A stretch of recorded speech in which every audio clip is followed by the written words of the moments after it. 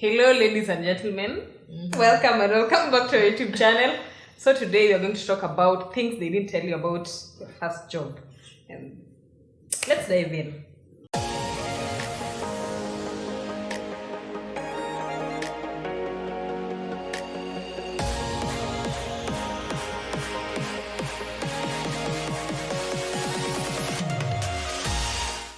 So hey guys, we say today's topic is on things they don't tell you about your first job. I think among us, hakuna mwenye amepita like past 2 jobs. So but we can speak about how our experiences in the first job have been like. So I don't know if there's anyone who wants to start or should I? By all means. Ni chome wa kwanza. Choma. Okay, we're burning things at the stake over here. So things they don't tell you about your first job. I'd say the thing that stood out for me is that there will be workplace politics, but don't get involved. Ukisikia mtu fulani anavutana na mtu fulani, stay out of it. Ukisikia someone is talking about someone else a certain way, stay out of it. As long as it's nothing in your department, haikuhusu, stay out of it. It will save you a lot of trouble in the long run. Yeah, that was my first lesson. I think for me, know your worth, because I think most people tend to take a lot of advantage to starters, especially if you're fresh from campus. They'll misuse you, quote unquote. So know your worth, and I tend to think respect should be two-way traffic. So respect my work, I respect yours. Yeah. Okay, I have a question. Is knowing your worth enough? Fine, I'm here, I'm confident, nime Google what people in my in my career and salary scale should be paid, and then now I'm here. And this, mind you, we are saying this is your first job after campus. You're kind of desperate to get inside somewhere. So how do you cement your worth? Because there's knowing your worth, and then there's now how you present yourself so that you're treated with that respect. Oh yeah. I think I would say, like, when you are at that interview for that first job and you're told to negotiate your salary, be reasonable. Just bear in mind that this is your first job. You can't give over the moon salary expectations at I want a 6-figure salary. This is your first. Calm down. You need the experience first. And then if it's such a way that it's a contract that is set to be renewed, that is when now you can negotiate and say, this is what I bring to the table. So it should also reflect on what comes to my account, but not at the first point of entry and you're already I want this and this. That's what I would say. Google your job pays $3,000 per hour. Be reasonable, Pia. I wouldn't say that you can't be extreme, na Pia extreme on both ends. Yeah, that's why. Just I think about it and be reasonable. The way Faith has said. I'm thinking of it in this scenario. Like I've said, you just left campus. You've been outside Jobo for a whole year. You're seeing your classmates are getting jobs, and fine, we may talk big on trusting the process and waiting.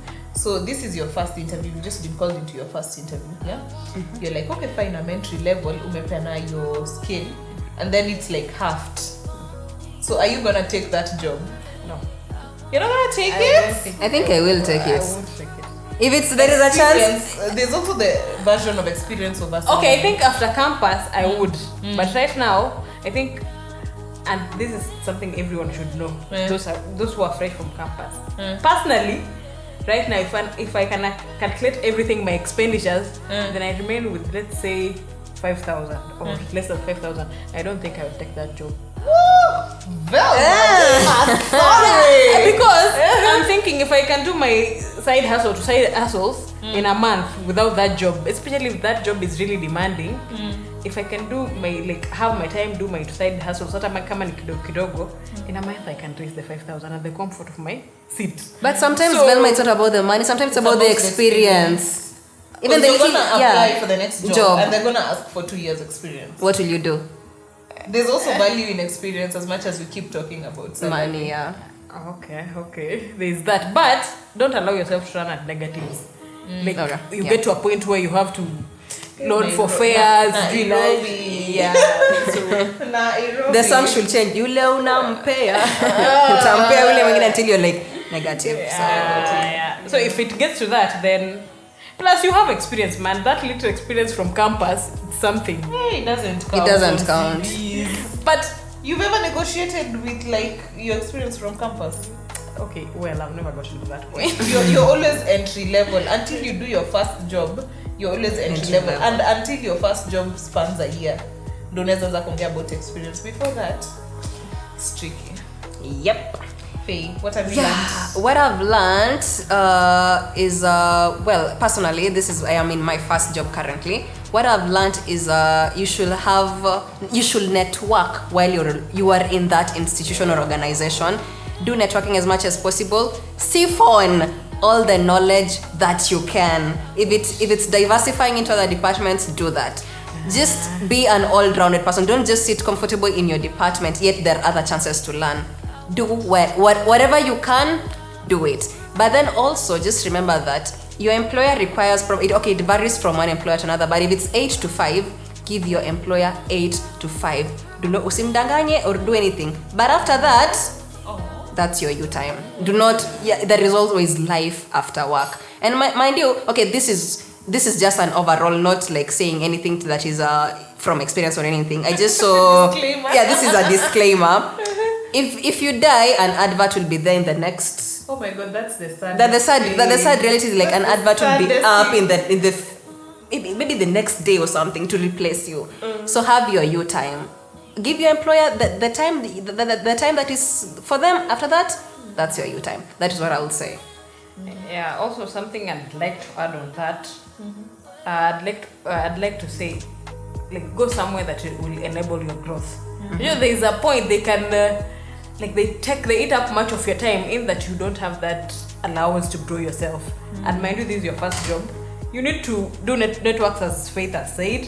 You need to have time to apply jobs. You need to have time to go for even the interview. So there are some classes they really, can I say, oppress you in that you can't do this. They deny you this extra time, like me time. You find that you work like whole week until sometimes you don't even have time for yourself, for your family and friends. So when I talk of growth, I mean both physically, spiritually, and like all round, economically, all round. Yeah, and something else, always plan on your exit. Yeah. Actually, that's sad. Yeah. It's like the way I was seeing a discussion online recently. They were talking about divorces, the cost of divorce in Kenya. And that was something that kept coming up. That squeezes so many marriages. People are entering marriage as they plan how to live. So is it the same kind of relationship with a job? Like, ingia ukipanganga kutoka. Yeah. So you want me to respond to that? Yeah, see, you started it off and then I was... And I'd say that's part of growth. Don't be too comfortable where you are. Always look for greener pastures. And plus, also, on a negative side, you might wake up tomorrow, hakuna job. What will you do? So you should have it in mind. As much as you're doing your best, have it in your mind. And in this, I mean, act as if you're gonna stay there forever, but you... What is it? You balance. No, you act as if you're gonna be there forever, but work as if you're leaving tomorrow. Yeah. I think you mentioned something about replaceability. Yeah. Like I think it's we go to the worst case scenario. You die and then boom, an advert in like 30 minutes. So it kind of reminded me something. So when you said something about replaceability, I would say another thing I learned, things they don't tell you about your first job, is that at the end of the day, you're a business decision.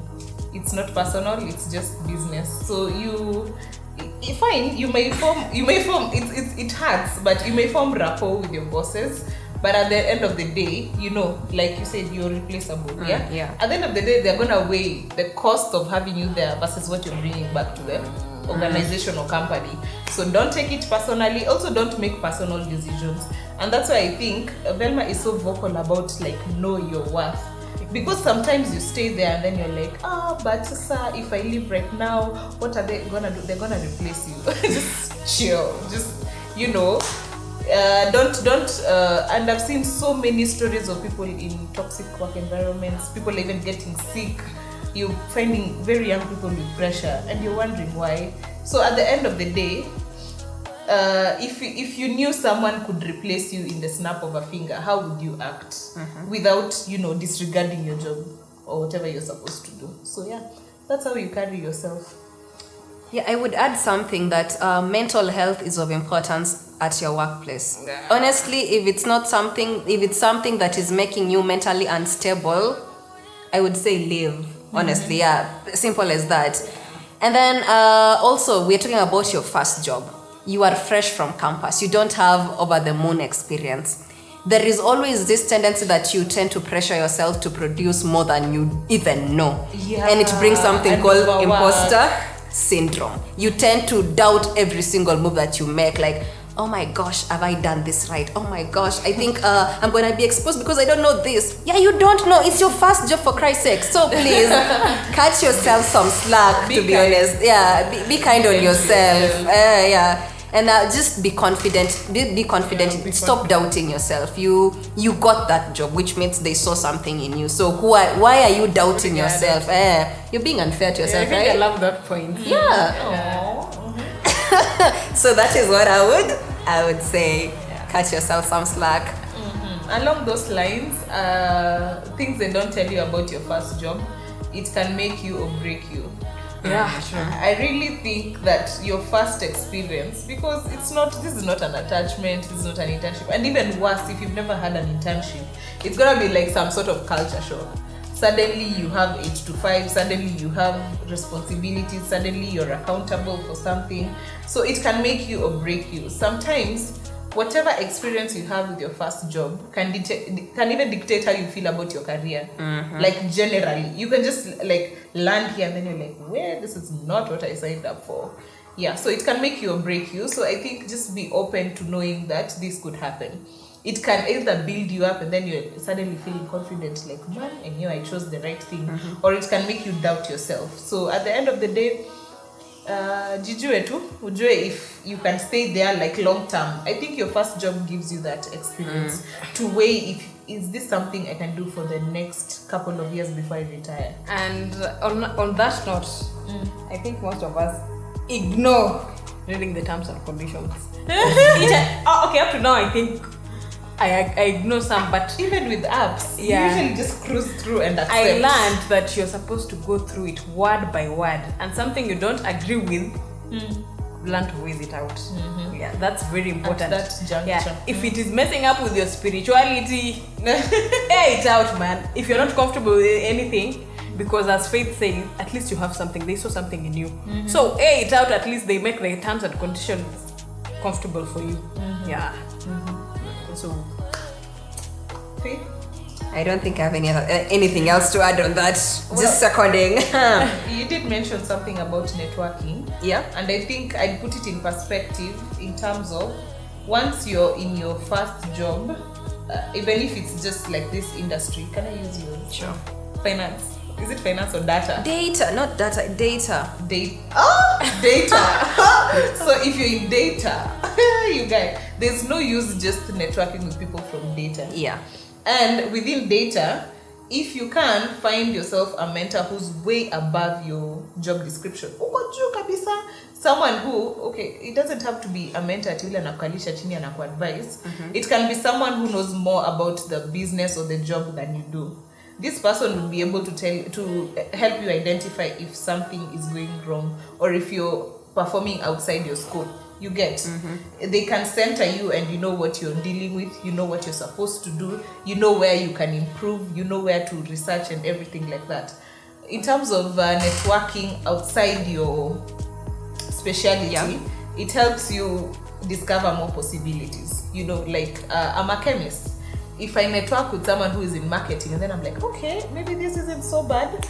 You technically start to think about it. Not like you may disregard the way you disregarded it, like I'm just staying in my course, I'm staying in my career. You get to see opportunities out there. And at the end of the day, we are chasing the bag. So I don't know, the best option that works for you, you might be able to go with that. So yeah, I think Yeah. that's where I stop. And also be kind, especially On those who? people who get jobs in government offices. Some of them can be a pain. The reputation. Yeah. The reputation is not all Yeah, that so good. treat everyone equally. Doesn't matter if you're dealing with a CEO or just common wananchi.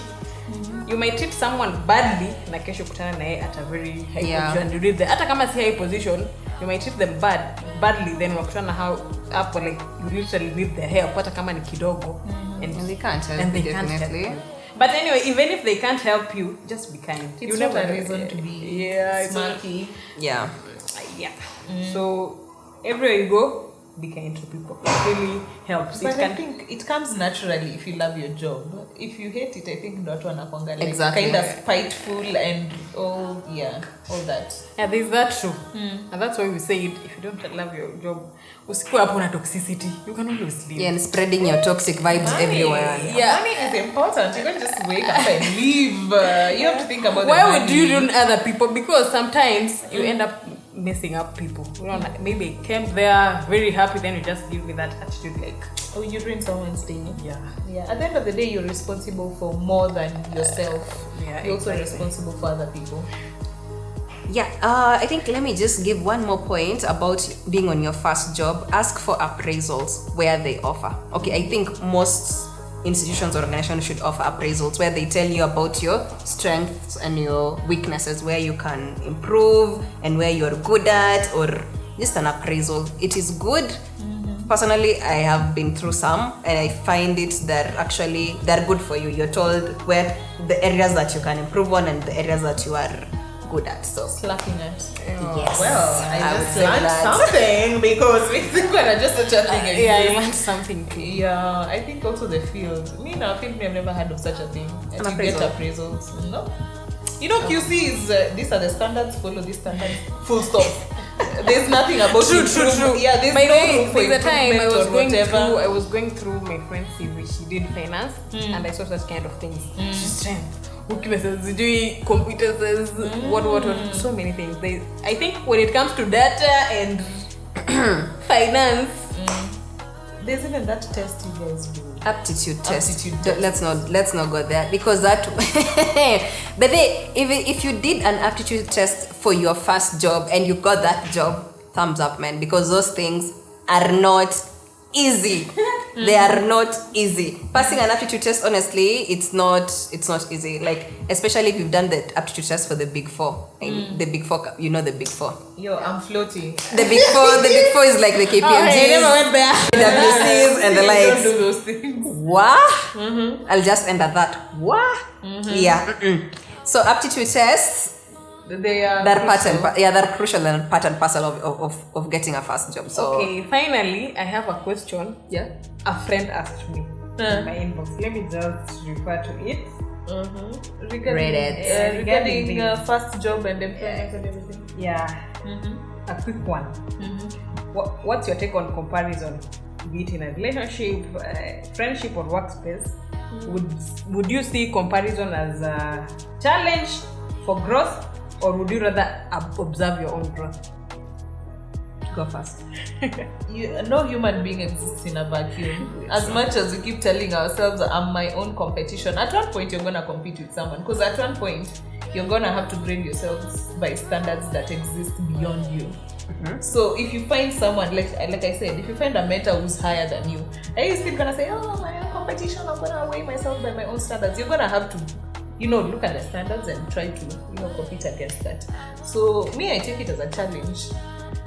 I think it's only a problem when it becomes a reason for self-doubt or self-esteem issues. That's the only point I'd say. Stay away. Yeah, I think I'll second Christabel because if you just stick to your lane honestly with the learning. I think you should have people challenge you. Yeah. But don't let it be toxic. There was something, is it a quote or something? Like if you're the smartest in your crew, leave that. What was it? There was something like that. If you're the smartest in your crew, you leave the crew. Yeah, that's not your crew because there is nothing you can learn from. No, but I think okay, not literally smart, but I think you should have a chain of friends. In that, you have friends who, like, we are on the same radar. Some above you, and some who look up to you. Yeah, Mentees and mentors. exactly. That's a whole other story. Yeah. Okay. Yeah. Above all, for those who haven't gotten their first jobs, trust the All process. the best. Yeah, and Hang in there. just The hang storm in shall there pass. and trust the process is always going to be well. Yeah, it doesn't matter how long it will take, but you never know what is in store for you. And you may rush. I believe in the universe always having something for you. You may rush for that first job, and there was something better waiting for Exactly. you. So at the end of the day, even trusting your gut. I don't know why we've not talked about trusting your gut, trusting your instincts. You've gotten this invitation for a job, and you don't even feel like preparing for it. And you have another invitation. The job doesn't look that lucrative, but it's exciting you. Your instinct will always tell you where to go. Exactly. Yeah. Yeah, that's very important. Yeah. So I think we're done for today. So whether you're looking to get your first job, you're still in campus, you still haven't graduated, we hope we gave some insight on what to expect or things they don't tell you when you're getting your first job. And above all, I think we can just wish you all the best. Above all, balance. Everything in life just needs balance. balance. Whatever we've said is our opinions and our experiences. So apply it to your own situation. Yeah, I'm also learning to be patient. And be happy, definitely. Yes, and be happy. Yeah, so till next time. Bye, guys. Bye. Oh, just semitones. Ego alto. Bye.